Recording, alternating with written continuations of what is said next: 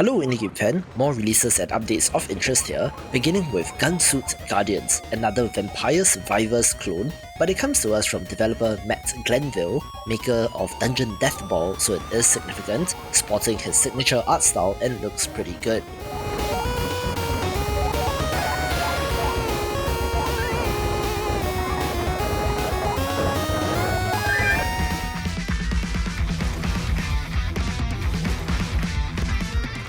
Another update to an early access title is Power Chord, the Distorted, adding a new character named Nyx the Detonator, who is, of course, the bomb, so to speak.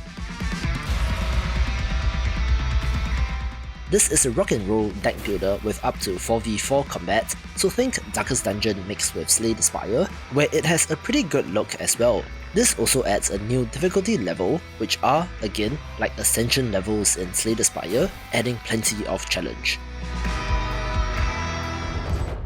This video is brought to you by Saga of Sins, a special collaboration between publisher Just for Games, developer Bonus Level Entertainment, and Daredrop. More on that later. This is an action platformer with a mystical storyline and arcade-style gameplay, having a little bit of a stained glass look, which is pretty neat. You play as the Holy Cleric Cecile, who transforms into demonic creatures in order to fight the 7 deadly sins, where each form has their own unique abilities and you can switch between them on the fly to explore the world and discover secrets. You're able to enter the minds of all 31 villagers in town, whether they be sinners or innocents, with the sin levels having more of a focus on combat and the innocent levels with more puzzles and riddles. The different forms can also be upgraded to unlock new abilities, being a title worth checking out.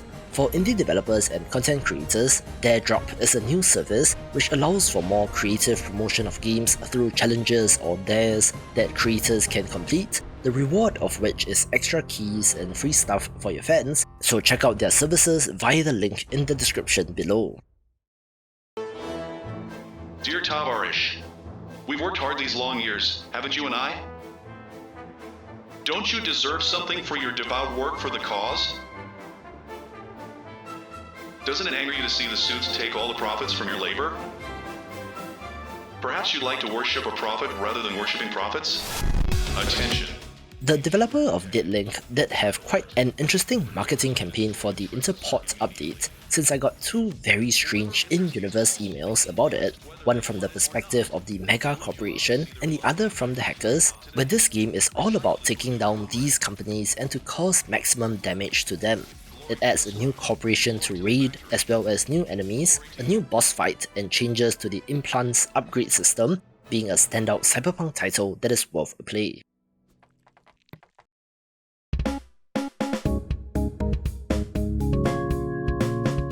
I apologize if I'm pronouncing this wrong, but Fachua Chua in the comments did point out Can of Wormholes to me, so thank you for that, but this is a puzzle game that looks kind of neat.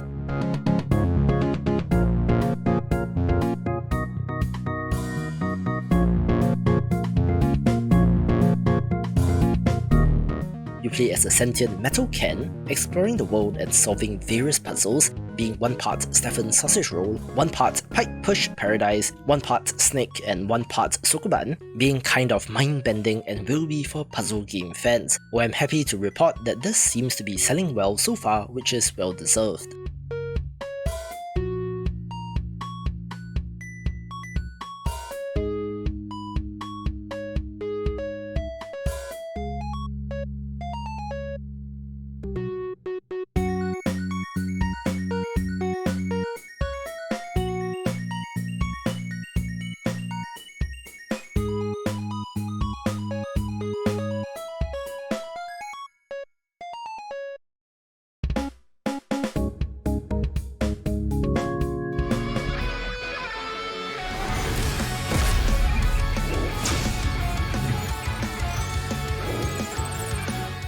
Another victim of not changing the release date on Steam is Infinite Guitars, a rhythm RPG that I thought looked awesome, but perhaps was hampered by a less than ideal launch.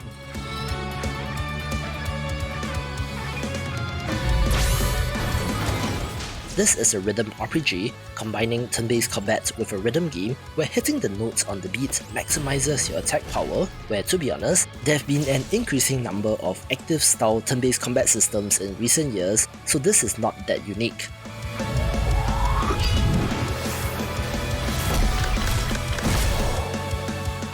However, I thought that the awesome art style would have helped, but it appears not to be the case, but it is still a title of interest nonetheless.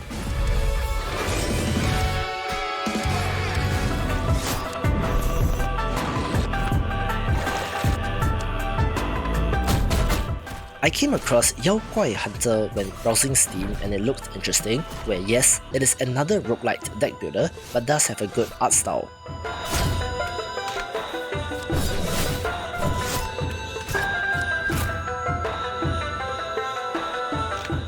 It is from a Chinese developer, where Yao-Guai roughly translates to strange monster or demon.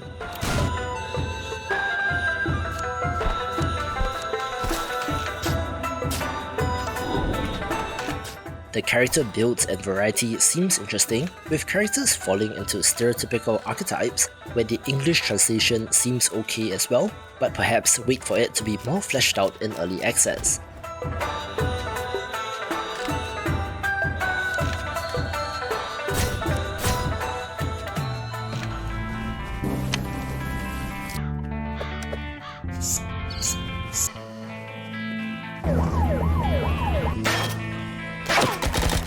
Z-Zone is yet another survival zombie title, but yet there's something to this game that people are gravitating towards, where you're exploring and scavenging in the open world and are desperately fighting off waves of enemies. I did come across this title but was concerned about the music used in the trailer due to copyright, so hopefully we don't get a retroactive strike, where this seems to be playing in the same space as last year's tremendously popular Zero Civet and is worth keeping an eye on in early access.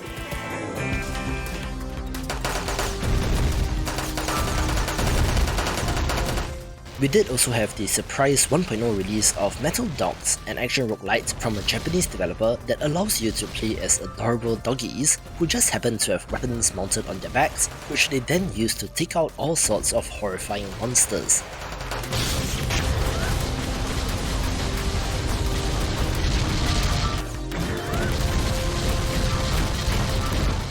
This seems to be underrated, all things considered, so if you love roguelites, do check this out.